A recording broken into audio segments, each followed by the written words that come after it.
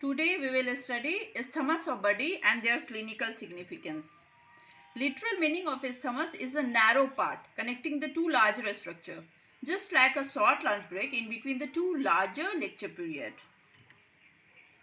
And that lecture period or leisure period can be made as special, very special, with gajar ka halwa. And if it is made by futura pressure cooker, then sone pe suhaga.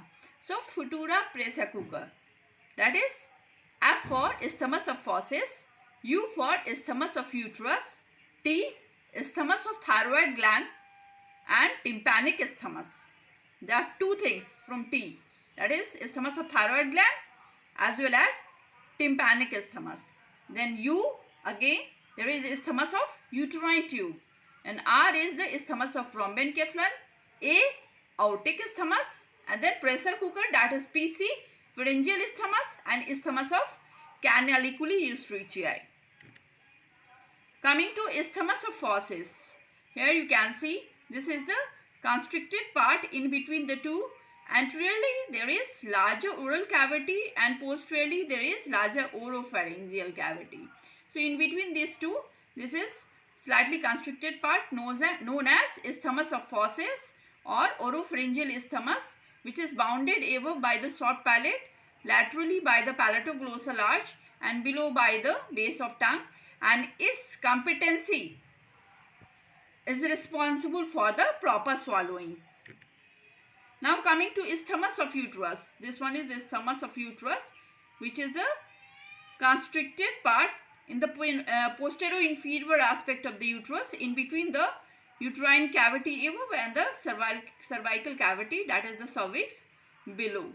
And this is the clinical significance of this region is that it becomes patulous or having soft consistency during pregnancy, which is the presumptive diagnosis of pregnancy and can be evaluated by the Hagar sign, in which we introduce two finger via the vaginal root, that is PV, into the anterior fornix of the uterus, and one hand is placed over the lower part of anterior abdominal wall. And then what we see, that the two hands will approximate with each other, which signify the thinness of that region or patulous consistency. Now coming to isthmus of thyroid gland, which is a narrow part in between the two larger. This one is right lateral lobe and this is left lateral lobe, and it has got great clinical significance that there is very low chances of having nodule at this place, only 2 to 9%, but if present, there is great chances of being malignant compared to those nodule present in the lateral lobes. And second thing, that there is also a great chances of dissemination to the distant places from the isthmic region compared to those nodules present in the lateral lobes due to the lack of capsules at this place. And now second one is the isthmus of the tympanic cavity, which is a slightly constricted part in between the epitympanum above and the mesotympanum below. We all know that the tympanic cavity is divided into epitympanum, mesotympanum, and the hypotympanum. And the narrowing of this tympanic isthmus signify cholesteatoma formation. Now coming to isthmus of uterine tube. We all know uterine tube or fallopian tube is divided into four parts, that is the intramural part, then come isthmus, and then ampullary region and infundibulum lastly. But few scientists believe that there is no intramural part. The intramural part actually do not come under the category of uterine tube. There is isthmus, which is a connecting link in between the larger uterine cavity at one side and ampullary region at other side. And isthmo-ampullary junction is the site of fertilization, which is the clinical significance. Now coming to isthmus of rhombenkephalon, which is a constricted part in between the larger mesencephalon at one side and rhombenkephalon at other side.